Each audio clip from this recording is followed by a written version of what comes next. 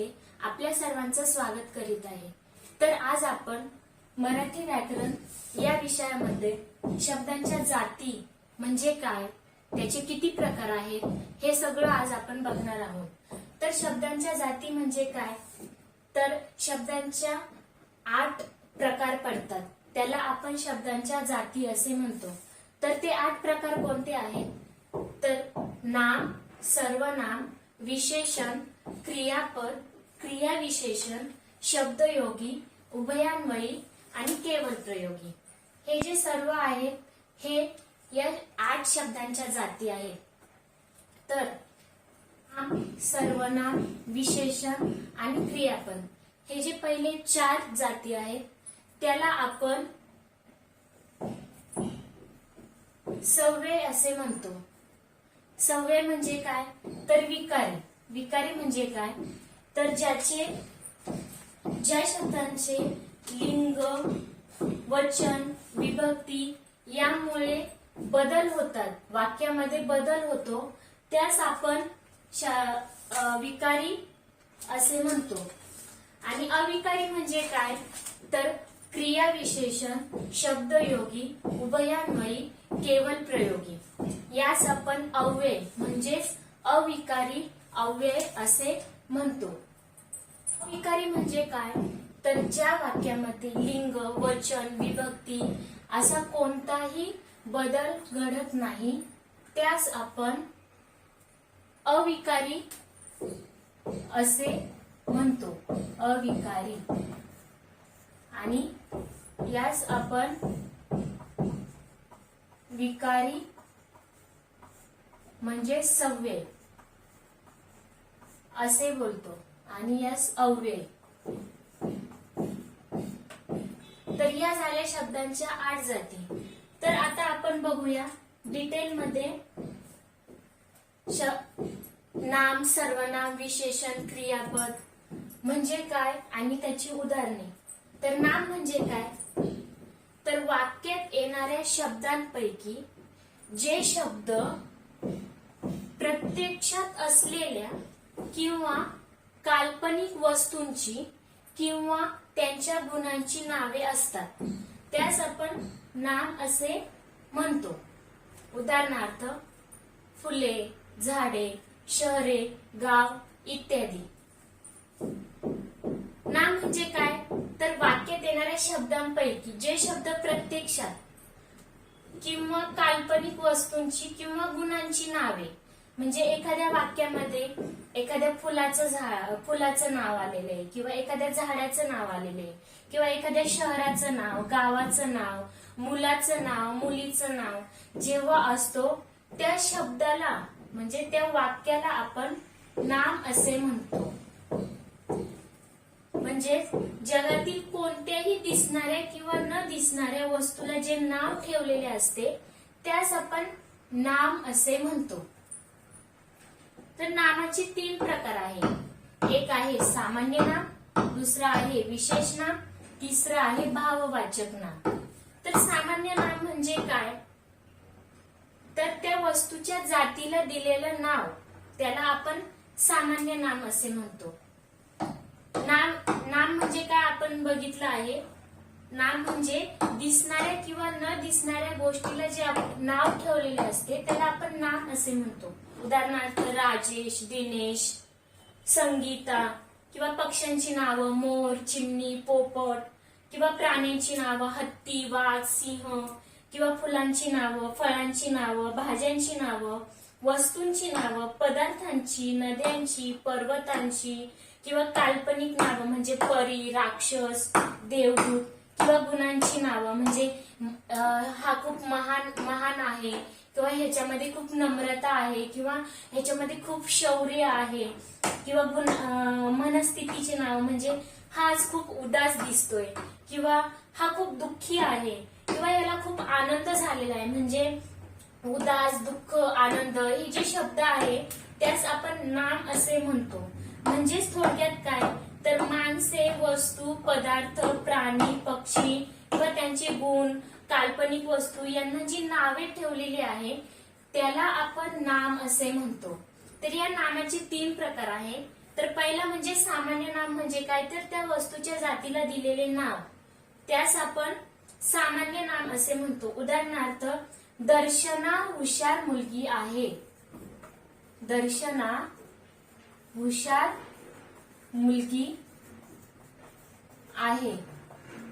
तर या वाक्यामध्ये काय आहे, तर मुलगी हा शब्द म्हणजे त्या जातीच्या मुलीला, मुलगी म्हणजे जगात जी कोणी मुलगी आहे त्या सर्व जातीच्या मुलीला आपण सर्वनाम असे म्हणतो. म्हणजे इथे दर्शना हुशार मुलगी आहे म्हणजे मुलगी कोण आहे, तर दर्शना. तर इथे दर्शनाच्या ऐवजी दुसरे पण एखादं नाव येऊ शकतं. म्हणजे शीतल हुशार मुलगी आहे किंवा कल्पना हुशार मुलगी आहे. म्हणजे जगात जेवढ्या मुली आहे त्याला आपण सामान्य नाम असे म्हणतो. किंवा गंगा ही एक पवित्र नदी आहे. पवित्र नदी आहे म्हणजे जगात जेवढ्या कोणत्या नद्या असतील त्या सर्व पवित्र आहे. म्हणजे गंगा ही एक नदीचं नाव आहे. तर ही जी नदी आहे, या नदीला, नदी म्हणजे जगात म्हणजे ही एक जात आहे नदी किंवा मुलगी. तर ज्या जातीला जे विशेष नाम दिलेले जाते त्याला सामान्य नाम असे म्हणतो. त्यानंतर विशेष नाम. विशेष नाम म्हणजे काय, तर जातीचा बोध होत नसून जातीतील विशिष्ट व्यक्तीचा, प्राण्याचा किंवा वस्तूचा जिथे बोध होतो त्यास आपण विशेष नाम असे म्हणतो. म्हणजे उदाहरणार्थ काय, तर रामा, हरी, दर्शना किंवा हिमालय, गंगा हे जे विशेष नाम आहे त्यातले. आता याच उदाहरणामध्ये आपण बघूया, दर्शना हुशार मुलगी आहे. म्हणजे इथं जे विशिष्ट नाव दिलेलं आहे एका मुलीला, हे दर्शना, हे एक विशेष म्हणजे विशेष नाव दिलेलं आहे त्यास आपण विशेष नाम असे म्हणतो. किंवा हे दुसरं उदाहरण काय, गंगा पवित्र नदी आहे. म्हणजे कोणती नदी पवित्र आहे, तर गंगा. म्हणजे त्या नदीला जे नाव दिलेलं आहे गंगा, हे विशेष नाम आहे. म्हणजे हे एक व्यक्तिवाचक असते तर सामान्य हे जातीवाचक असते. म्हणजे विशेष नाम हे व्यक्तिवाचक म्हणजे व्यक्तीला किंवा वस्तूला किंवा एखाद्या व्यक्तीला जे नाव देतो त्याला आपण विशेष नाम म्हणजे व्यक्तिवाचक असतो. आणि सामान्य नाम म्हणजे काय, तर हे जातीवाचक म्हणजे त्याच्या ती जी जात असते तिला दिलेलं नाव त्याला आपण सामान्य नाम असे म्हणतो. त्यानंतर काय, भाववाचक. भाववाचक म्हणजे काय, तर ज्या नामाने प्राणी किंवा वस्तू यांमध्ये असलेल्या गुण, धर्म किंवा भाव यांचा बोध होतो.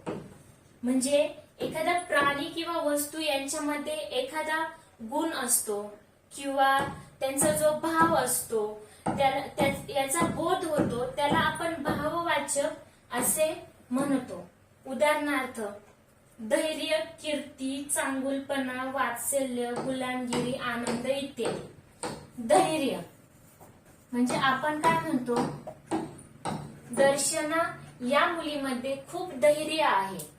म्हणजे तिच्यामध्ये काय आहे, धैर्य आहे. म्हणजे तिच्यामधला जो गुण आहे, जो भाव आहे तो इथं आपल्याला स्पष्टपणे दाखवून दिलेला आहे. म्हणजे तो जो गुण आहे त्या गुणाला आपण काय म्हणतो, भाववाचक नाम. किंवा कीर्ती, चांगुलपणा म्हणजे उदाहरणार्थ, शीतल या मुलीने जगामध्ये खूप कीर्ती मिळवली आहे. कीर्ती म्हणजे काय, तर प्रगती, कीर्ती किंवा चांगुलपणा. शीतल मध्ये खूप चांगुलपणा आहे, खूप नम्रता आहे. चांगुलपणा, नम्रता या काय गोष्टी झाल्या, तर हे त्यामधले भाव झाले. म्हणजे त्या व्यक्तीमधले गुण झाले. तर एखाद्या व्यक्तीमधले गुण जेव्हा स्पष्टपणे त्या उदाहरणामध्ये दाखवले जाते त्या उदाहरणाला आपण भाववाचक नाम असे म्हणतो. तर आपण बघितले नाम म्हणजे काय, नामाचे किती प्रकार असतात आणि त्याच्या व्याख्या आणि काही उदाहरणे आपण या नामामध्ये बघितले आहे. त्यानंतर सर्वनाम. सर्वनाम म्हणजे काय, तर जे शब्द कोणत्याही प्रकारच्या नामांच्या ऐवजी येतात, म्हणजे जे शब्द कोणत्याही प्रकारच्या नामाच्या ऐवजी येतात त्यास आपण सर्वनाम असे म्हणतो.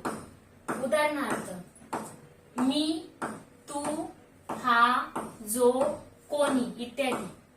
मी म्हणजे मगाशी नाम म्हणजे काय आपण बघितलं, तर विशिष्ट नाम त्या ठिकाणी येतं. म्हणजे एखाद्या मुलीचं किंवा मुलाचं किंवा एखाद्या ठिकाणाचं नाव घेऊन जेव्हा उदाहरण येतं ते नाम असतं. आणि सर्वनाम म्हणजे काय, तर प्रत्यक्ष नाव न घेता त्याऐवजी जो शब्द वापरला जातो त्यास आपण सर्वनाम असे म्हणतो.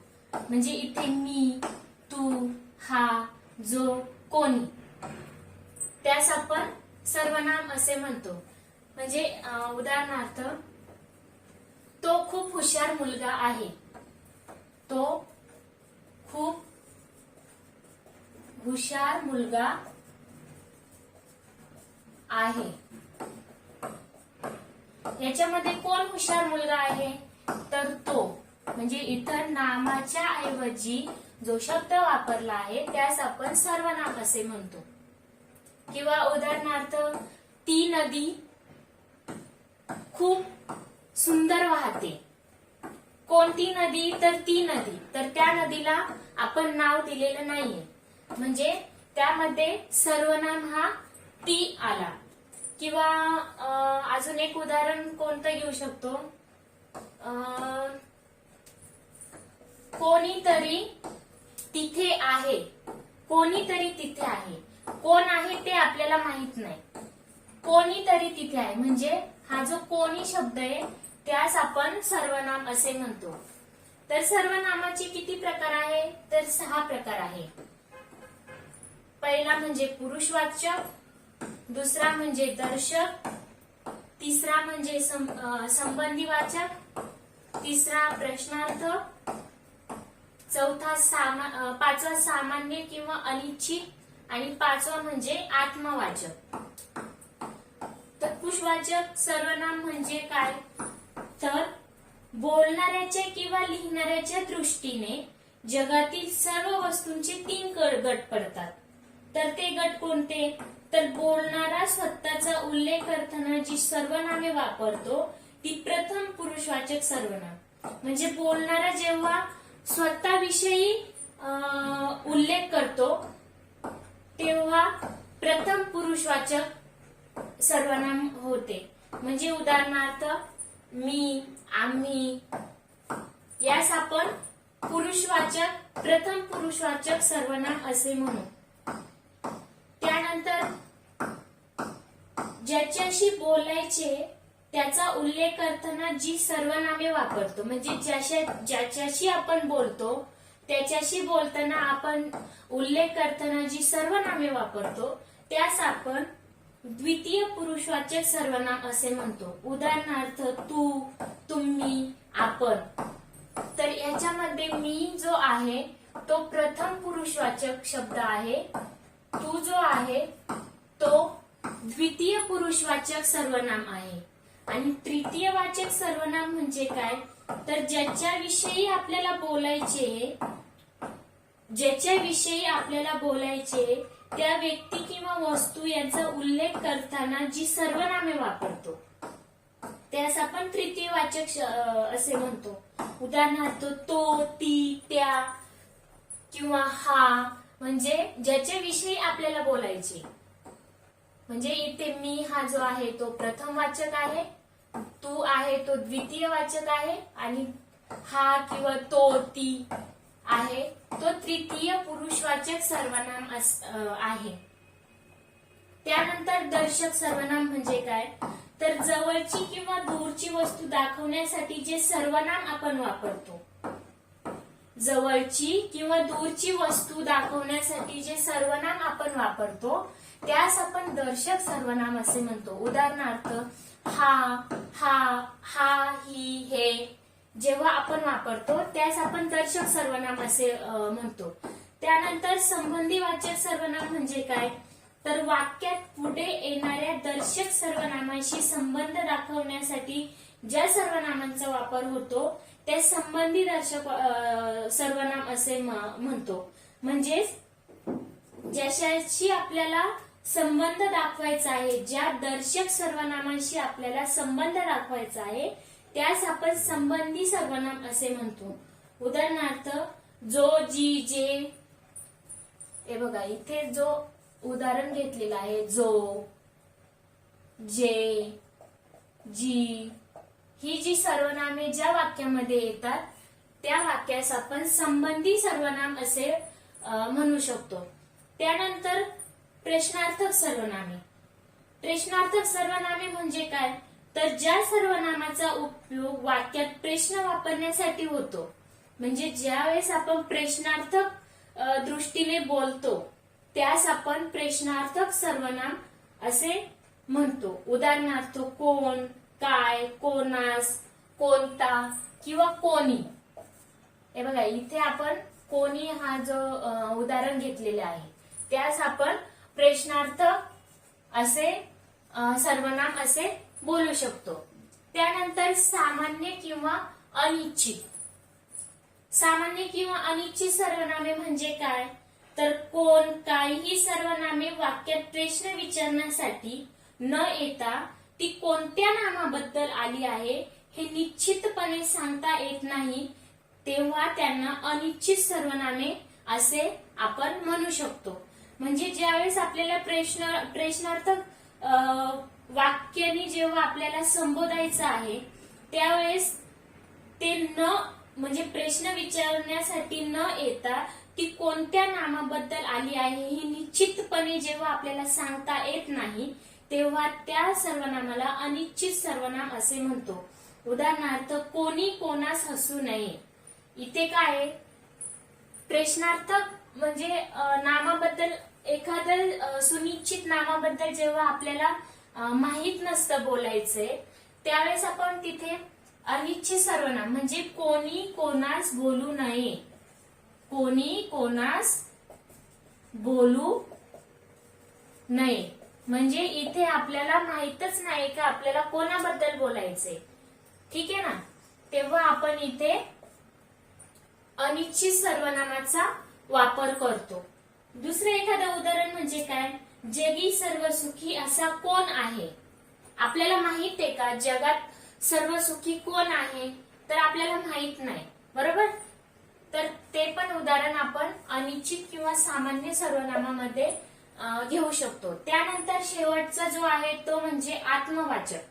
आत्मवाचक म्हणजे काय, तर जेव्हा आपण या सर्वनामाचा अर्थ स्वतः असा होतो तेव्हा ते आत्मवाचक सर्वनाम असते.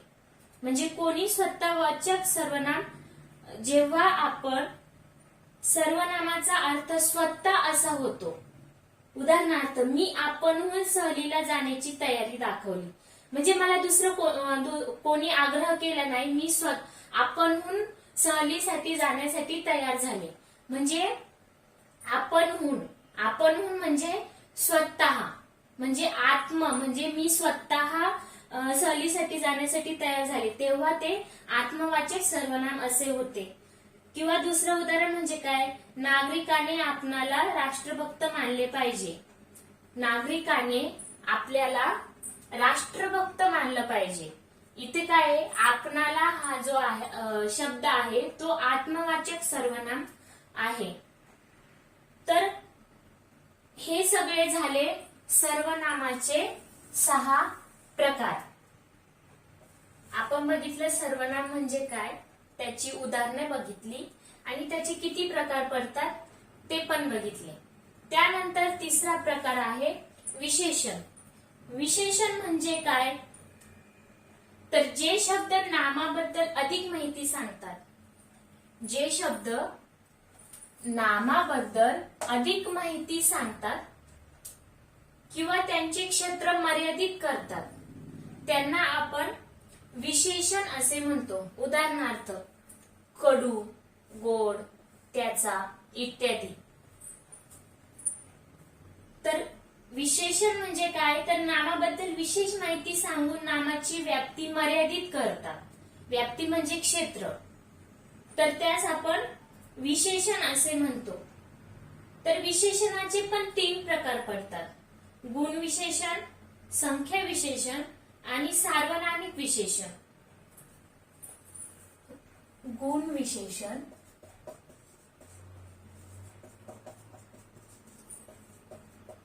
संख्या विशेषण आणि सार्वनामिक विशेषण. तर आपण याची थोडक्यात माहिती बघूया. गुण विशेषण म्हणजे काय, तर ज्या विशेषणाच्या योगाने नामाचा कोणत्याही प्रकारचा गुण किंवा विशेष दाखविला जातो त्यास गुण विशेषण असे म्हणतो. म्हणजे नामाचा एखादा गुण आपल्याला दाखवला जातो त्यास आपण गुण विशेषण असे म्हणतो. उदाहरणार्थ जसे की मोठी मुले, आंबट बोरे, शूर सरदार, रेखीव चित्र, निळा सावरा झरा. उदाहरणार्थ आंबट बोरे, आंबट बोरे. इथे बोरे ही शब्द नाम आहे, म्हणजे इथं बोर हा हे फळ आहे, म्हणजे इथे फळाचं नाव घेतलेलं आहे, म्हणजे डायरेक्ट नाम. आणि ती बोरे कशी आहे, तर आंबट आहे. म्हणजे जेव्हा नामाचा आपल्याला नामाबद्दल अधिक माहिती, म्हणजे ही जी बोरे आहे ती कशी आहे, तर आंबट आहे, बरोबर ना. म्हणजे नामाचं इथे गुण आपल्याला सांगितलं आहे. तर म्हणून हे जे उदाहरण आहे ते गुण विशेषण मध्ये मोडतं. त्यानंतर अलिबागला मोठे धरण आहे. अलिबागला मोठे धरण आहे. मोठे धरण. आता इथे मोठे हे हा पण धरणाचा गुण झाला. धरण एकतर छोटा असू शकतं किंवा मोठं असू शकतं, बरोबर ना. इथे धरण मोठं आहे म्हणून इथे गुणाचा गुण दर्शवला आहे. त्यामुळे हे पण उदाहरण आपलं गुण विशेषण ह्याच्यामध्ये मोडू शकतं. त्यानंतर संख्या विशेषण म्हणजे काय, तर ज्या विशेषणाच्या योगाने नामाची संख्या दाखवली जाते, काउंट केलं जातं, त्यास आपण संख्या विशेषण असे म्हणतो. उदाहरणार्थ जत्रेमध्ये पुष्कळ माणसे होती. जत्रेमध्ये पुष्कळ, पुष्कळ म्हणजे असंख्य, जी आपल्याला मोजता येत नाही एवढी माणसे होते. म्हणजे इथे संख्या पुष्कळ, इथे संख्येचा वापर झालेला आहे म्हणून त्यास आपण संख्या विशेषण असे म्हणू शकतो. त्यानंतर प्रकार आहे सार्वनामिक विशेषण. सार्वनामिक विशेषण म्हणजे काय, तर सर्वनामांपासून बनलेल्या विशेषणांना सार्वनामिक विशेषणे किंवा सर्वनाम साधित विशेषण असे म्हणतो. सर्वनामांपासून बनलेल्या विशेषणांना, या सर्वनामांपासून बनलेल्या विशेषणांना सार्वनामिक विशेषण असे आपण म्हणू शकतो. उदाहरणार्थ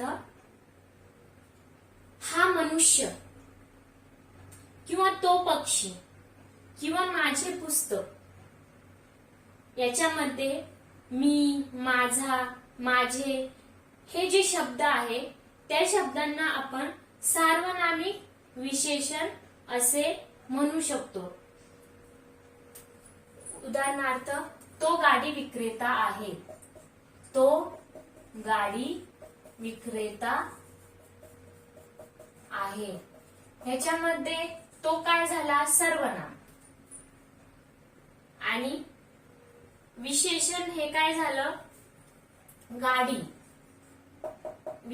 म्हणजे नामाबद्दल अधिक माहिती सांगतो ना, त्यामुळे हा शब्द काय झाला, इथे सर्वनामाचा पण वापर झालेला आहे आणि विशेषणाचा पण वापर झालेला आहे. म्हणून हे जे वाक्य आहे त्या वाक्यास आपण सार्वनामिक विशेषण असे म्हणू शकतो.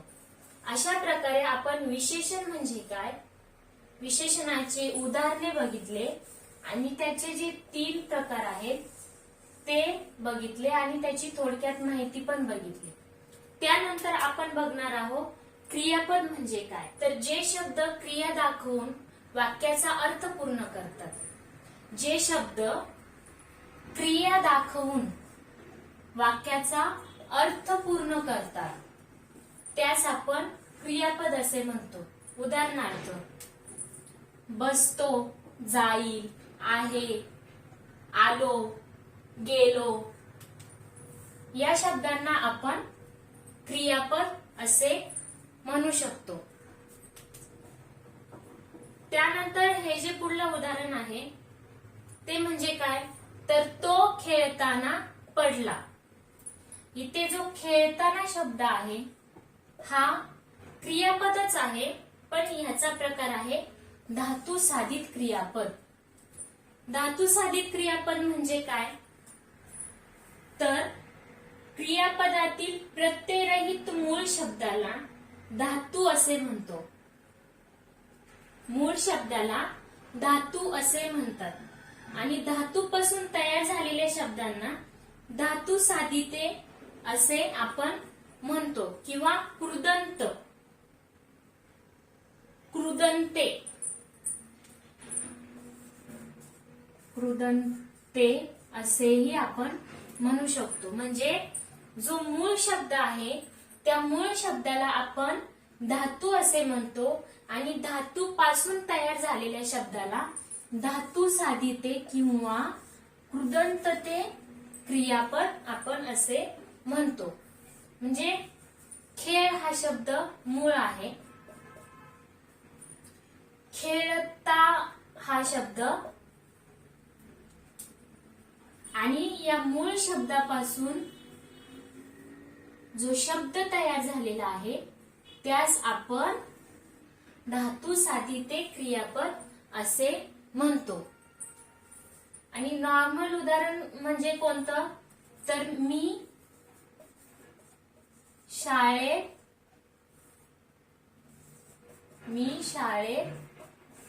जाऊन बसलो. बसलो हा शब्द मूळ आहे, याला कोणताही शब्द जोडला गेलेला नाही, म्हणून हा फक्त क्रियापद आहे. आणि हे जे दुसरं उदाहरण आहे तो खेळताना पडलेला, म्हणजे मूळ शब्दाला जोडून शब्द आलेला आहे, म्हणजे धातू पासून जो शब्द तयार झाला आहे त्यास आपण धातू साधिते किंवा कृदंतते क्रियापद असे म्हणतो. तर या क्रियापदाचे किती प्रकार आहेत, तर या क्रियापदाचे 2 प्रकार आहेत. एक म्हणजे सकर्मक आणि एक म्हणजे अकर्मक. तर सकर्मक म्हणजे काय, क्रियापदाचा अर्थ पूर्ण होण्यास कर्माची जरुरी असते त्यास सकर्मक क्रियापद असे आपण म्हणू शकतो. उदाहरणार्थ आरोही लाडू खाते, खाते. तर इथे खाते क्रियापद,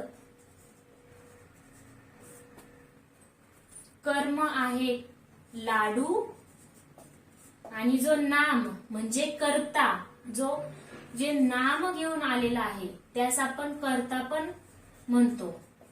तर इथे आरोही हे नाम आहे म्हणजे कर्ता आहे.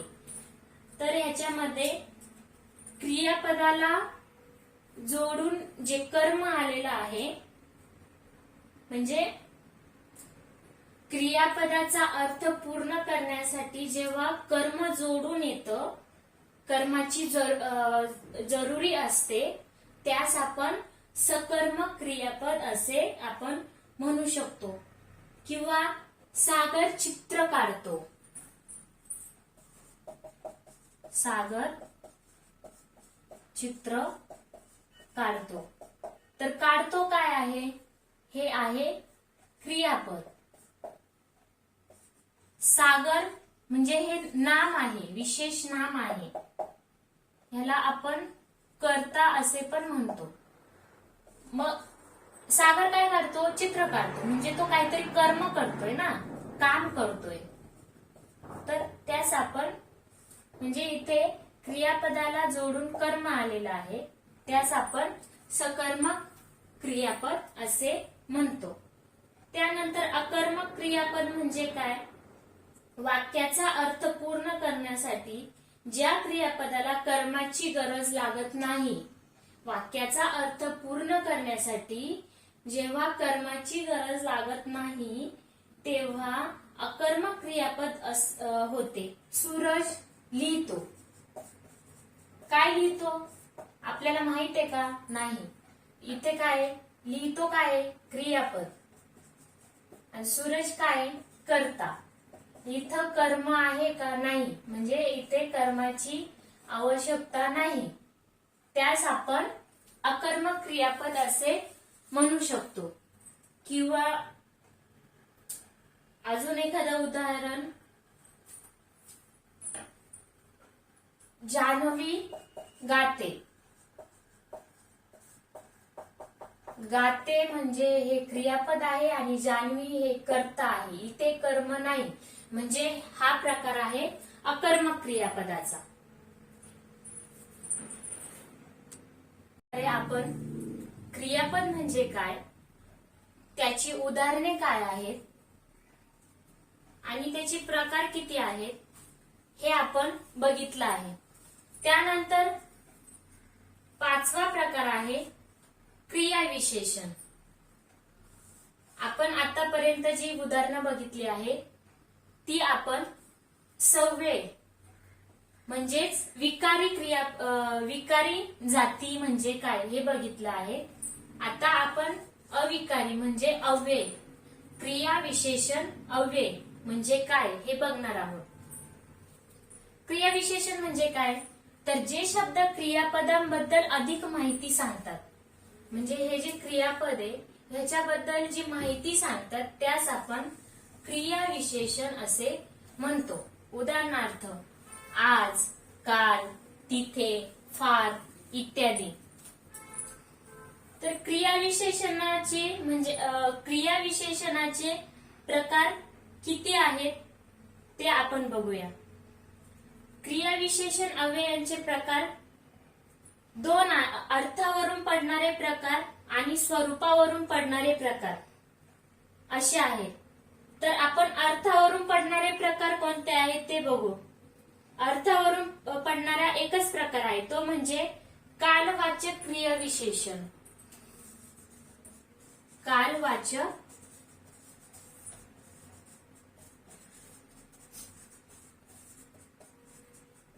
क्रियाविशेषण. कालवाचक क्रियाविशेषण म्हणजे काय? तर वाक्यातील क्रिया केव्हा, किती वेळ किंवा किती वेळा घडली हे दाखविणाऱ्या शब्दांना कालवाचक क्रियाविशेषण असे म्हणतो. कालवाचक क्रियाविशेषण म्हणजे काय? तर क्रिया केव्हा, किती वेळा आणि कोठे घडली हे दाखविणाऱ्या शब्दांना आपण कालवाचक क्रियाविशेषण असे म्हणतो. उदाहरणार्थ काल, दररोज, पूर्वी किंवा वारंवार. काल, दररोज किंवा वारंवार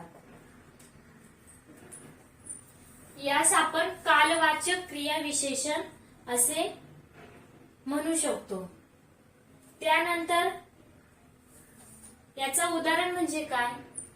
तर मी काल शाळेत गेलो होतो. मी काल शाळेत गेलो होतो. इथे काय?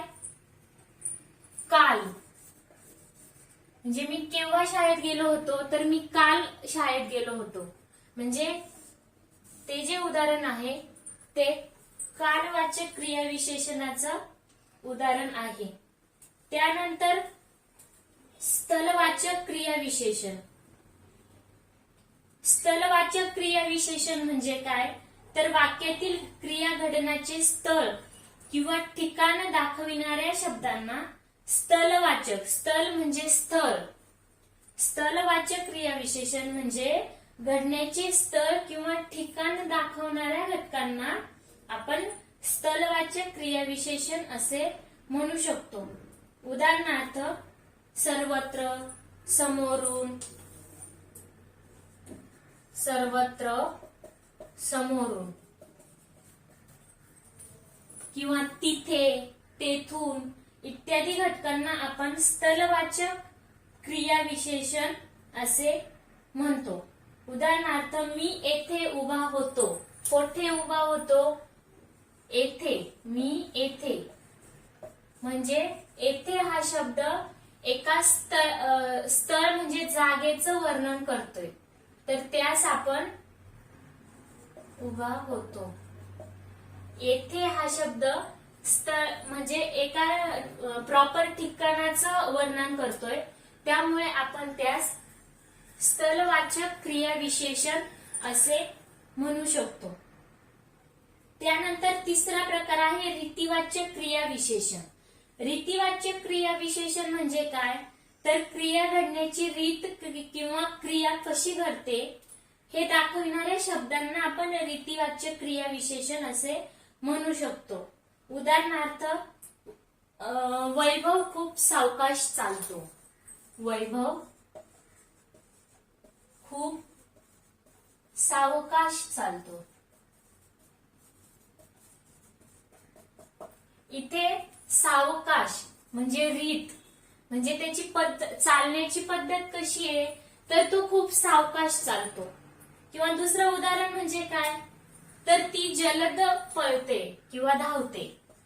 ती जलद धावते. जलद म्हणजे तिची धावण्याची क्रिया कशी आहे, तर जलद गतीची आहे.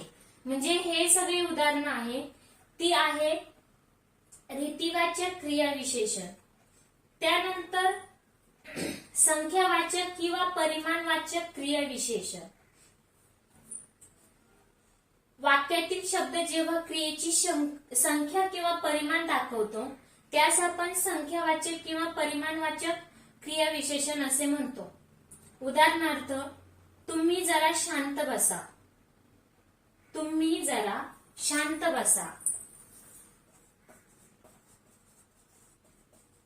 जरा हा शब्द संख्या म्हणजे जरा म्हणजे थोडसे शांत बसा.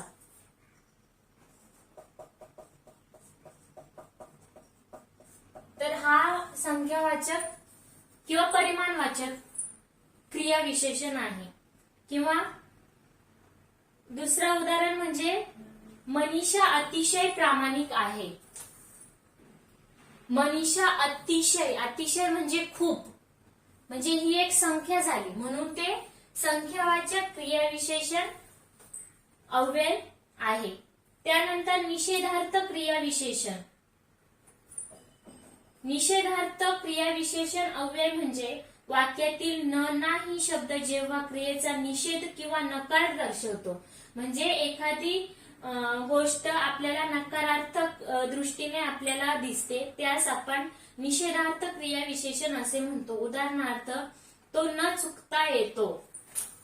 तो न चुकता येतो म्हणजे न हा शब्द ज्या वाक्यात असतो त्यास आपण निषेधार्थक क्रियाविशेषण असे म्हणतो. किंवा तो तोंड उघडेल तर ना, म्हणजे तो तोंड उघडेल तर ना या वाक्यामध्ये ना हा शब्द आलेला आहे म्हणून त्यास आपण निषेधार्थक क्रियाविशेषण असे म्हणतो. त्यानंतर दुसरा प्रकार कोणता आहे, तर स्वरूपावरून पडणारे प्रकार. स्वरूपावरून पडणाऱ्या प्रकारांमध्ये पहिला प्रकार आहे सिद्ध क्रियाविशेषण अव्यय.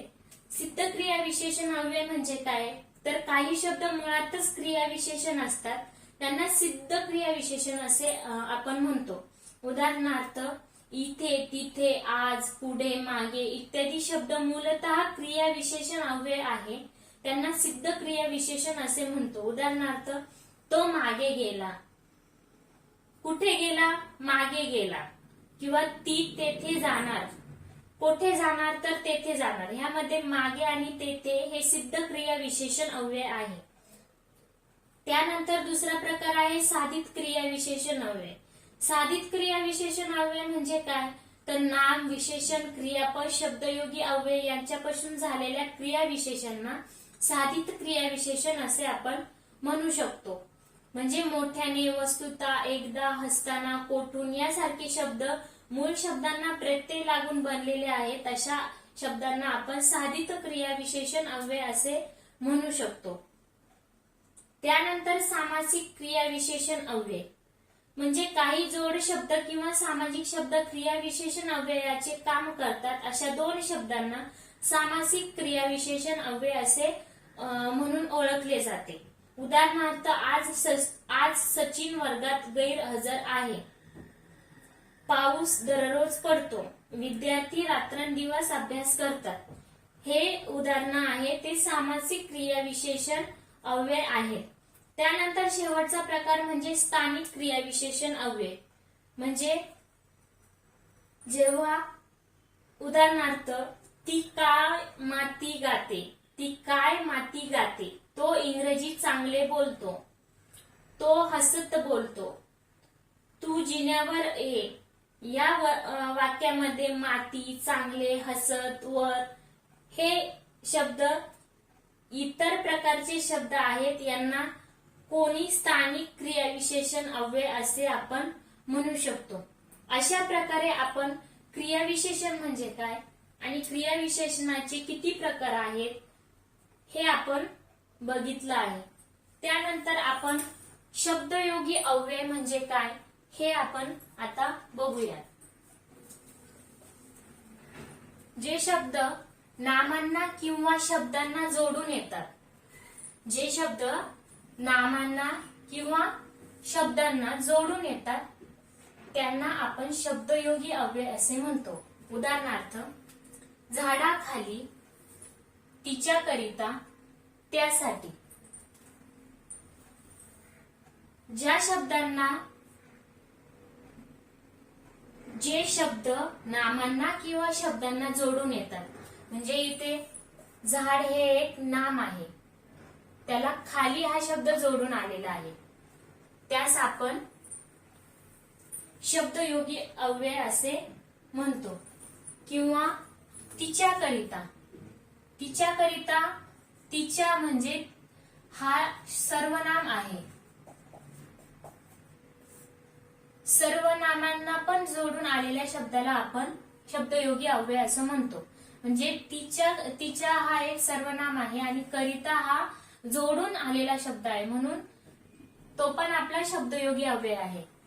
आणि साठी हा दुसरा शब्द आहे आणि त्या हा सर्वनाम आहे. त्यासाठी म्हणजे हा पण एक सर्वनाम आहे. म्हणजे झाडाखाली, तिच्याकरिता, त्यासाठी हे जे उदाहरणं आहेत ते शब्दयोगी अव्ययामध्ये मोडतात. उदाहरणार्थ अजून एक उदाहरण आपण बघूया. टेबलाखाली. टेबलाखाली, टेबल हा एक नाम आहे. टेबलाखाली तर नामाला जोडून जो शब्द आलेला आहे त्यास आपण शब्दयोगी अव्यय असे म्हणू शकतो. तर शब्दयोगी अव्ययाचे प्रकार दोन आहेत. एक म्हणजे कालवाचक आणि दुसरा म्हणजे गतिवाचक. कालवाचक म्हणजे काय, क्रिया केव्हा, किती वेळा आणि कोठे घडली हे जेव्हा दाखवतात तेव्हा कालवाचक अव्यय असे आपण म्हणू शकतो. उदाहरणार्थ काल कामाला सुट्टी होती. काल कामाला सुट्टी होती. इथं काल, काल म्हणजे ही एक वेळ दर्शवलेली आहे. त्यास आपण कालवाचक शब्दयोगी अव्यय असे म्हणू शकतो. त्यानंतर गतिवाचक म्हणजे काय, तर जेव्हा वाक्यामध्ये गती दर्शवतात.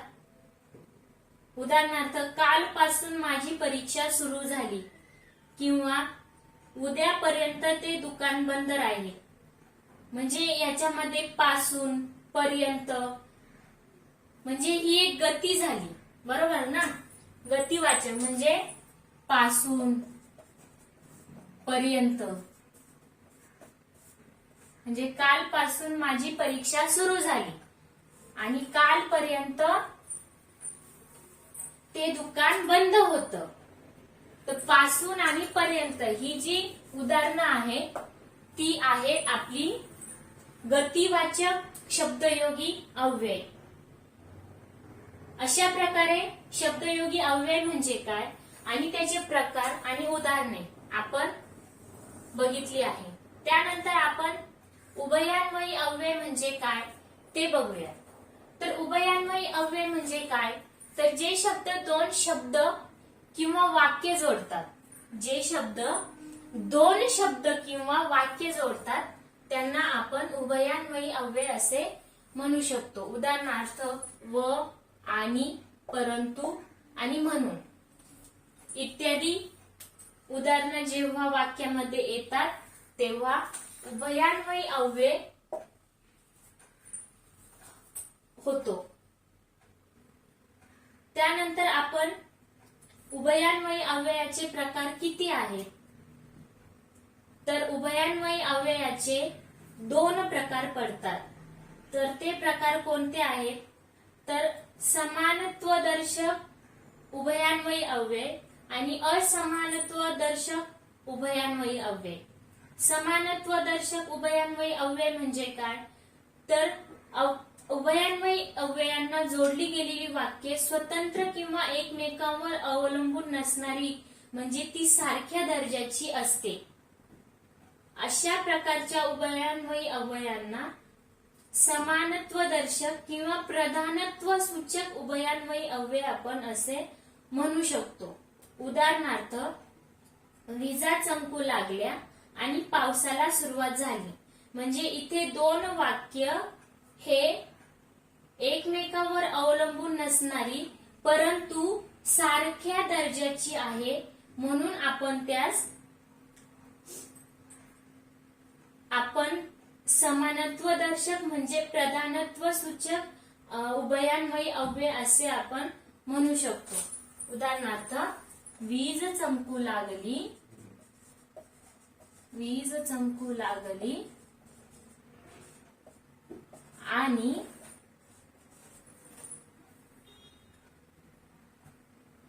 पावसाला सुरुवात झाली.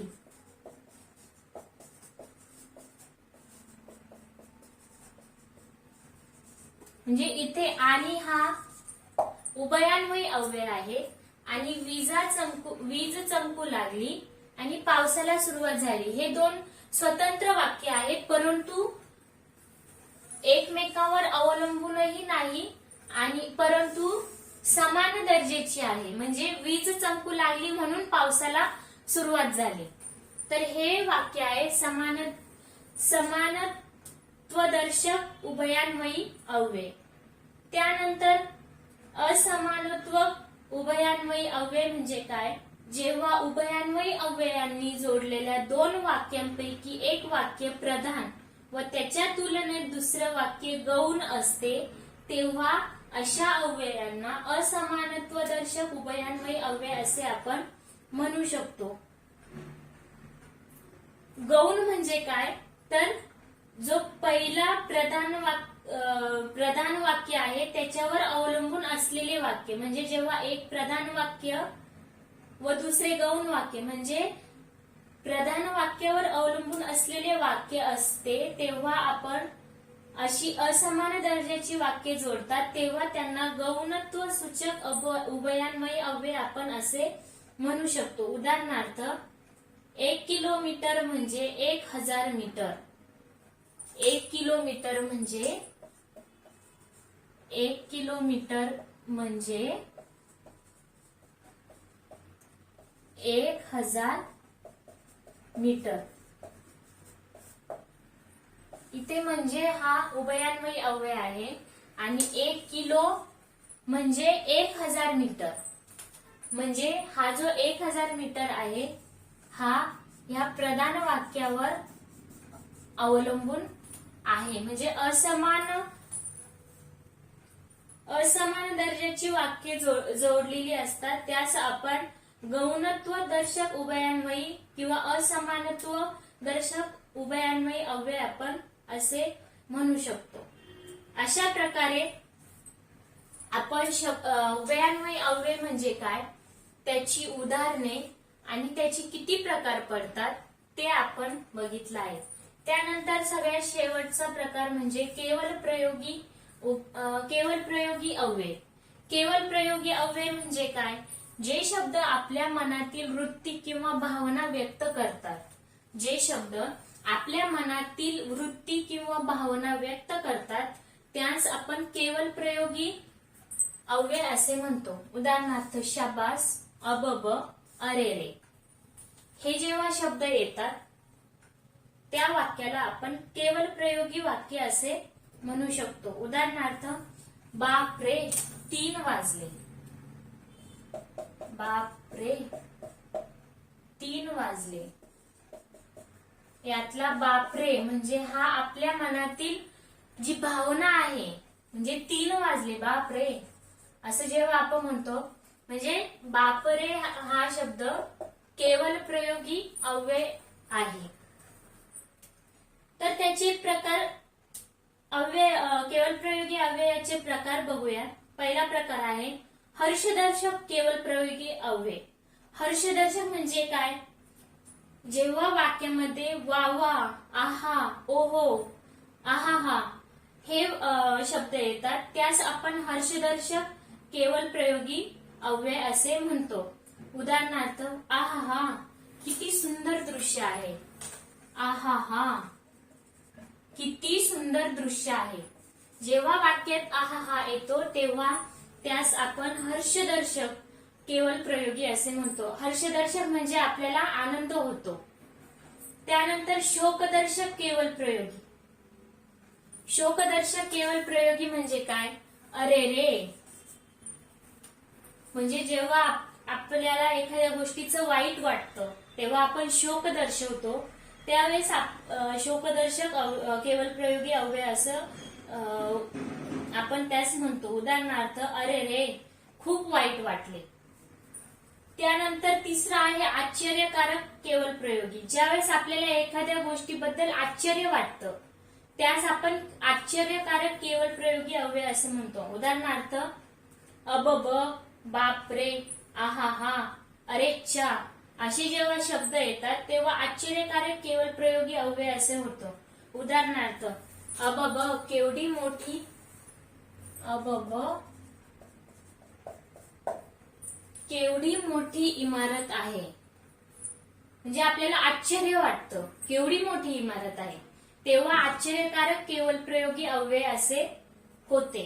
त्यानंतर प्रशंसादर्शक केवल प्रयोगी अव्यय म्हणजे ज्यावेळेस आपल्याला एखाद्याची प्रशंसा करायची असते, स्तुती करायची असते, त्यावेळेस ते प्रशंसावाचक किंवा प्रशंसादर्शक केवल प्रयोगी अव्यय होते. उदाहरणार्थ शाबास, वाह वाह, छान असे जेव्हा शब्द येतात तेव्हा प्रशंसादर्शक केवल प्रयोगी अव्यय होतात. उदाहरणार्थ शाबास तुला दिलेले काम तू पूर्ण केलेस, किंवा शाबास तुला परीक्षेत खूप मार्क्स मिळाले.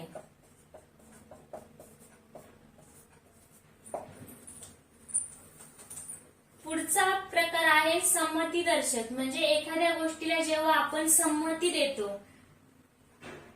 त्या वाक्यास आपण संमतीदर्शक केवल प्रयोगी अव्यय असे म्हणतो. उदाहरणार्थ हा, जी हा, ठीक आहे, बरं आहे, हा, अच्छा असे जेव्हा शब्द येतात तेव्हा संमतीदर्शक केवल प्रयोगी अव्यय होतात.